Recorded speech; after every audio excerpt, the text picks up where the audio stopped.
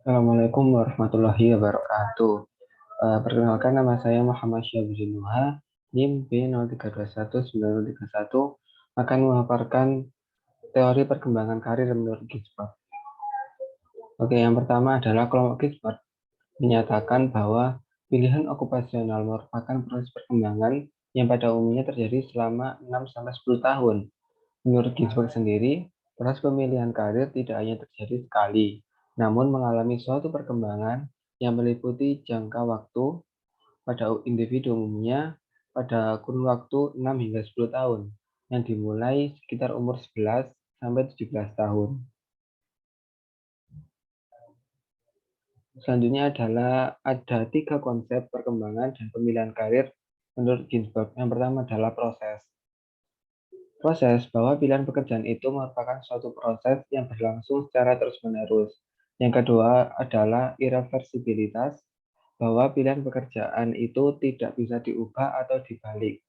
Adanya pembatasan pilihan pekerjaan itu bersifat menentukan. Jadi umur akan mempengaruhi karir dan kesediaan kesempatan bisa juga menyebabkan perubahan dalam pilihan pekerjaannya. Dan yang ketiga adalah optimisasi yang merupakan penyempurnaan dari pilihan karir. Misalnya kecocokan kerja baik antara minat, tujuan, dan keadaan yang terus mengalami perubahan.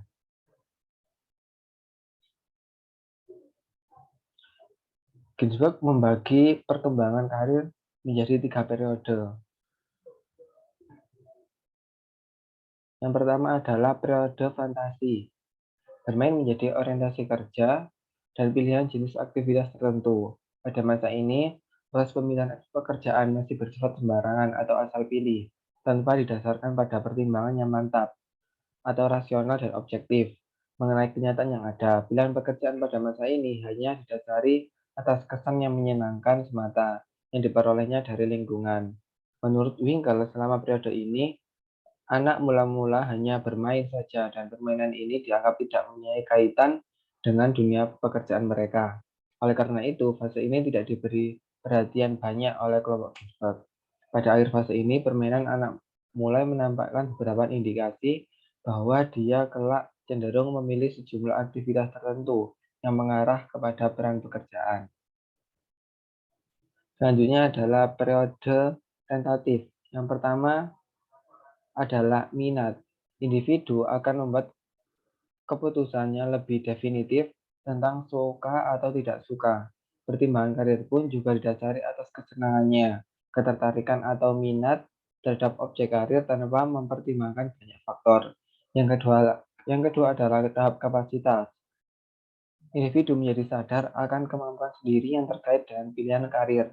Maka, anak mulai menanyakan pada diri sendiri apakah dia memiliki kemampuan dalam melakukan suatu pekerjaan dan apakah kemampuan itu cocok dengan minatnya. Dan yang ketiga adalah tahap nilai. Tahap ini bertambah besar dan menyadari bahwa di dalam pekerjaan yang dilakukan oleh orang terdapat nilai pribadi dan kemasyarakatan, atau bahwa kegiatan yang satu lebih mempunyai nilai daripada yang lainnya.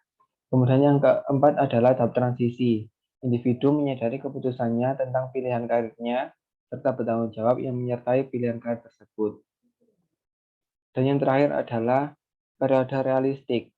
Pada tahap realistik ini, individu melakukan integrasi kapasitas diri dengan minatnya yang kemudian diteruskan pada tahap yang pertama adalah tahap eksplorasi. Individu melakukan pencarian karir yang sesuai apa yang disukai dan tidak disukai, yang menghasilkan pilihan-pilihan 2-3 pilihan karir yang belum menentu. Yang kedua adalah tahap kristalisasi. Individu mulai berkomitmen pada satu bidang karir tertentu yang telah terbentuk. Misalnya ketika anak mengambil keputusan pokok dengan menggabungkan faktor-faktor yang ada, baik dalam dirinya sendiri maupun dari luar. Misalnya tekanan waktu ikut memaksa anak untuk mengambil keputusan. Kemudian yang ketiga adalah tahap spesifikasi. Individu memilih satu pilihan pekerjaan atau pelatihan profesi untuk karir tertentu. Misalnya apabila anak memilih pekerjaan di bidang pendidikan, maka ia akan mengkhususkan pilihannya pada pekerjaan guru dan bukan pekerjaan yang lain.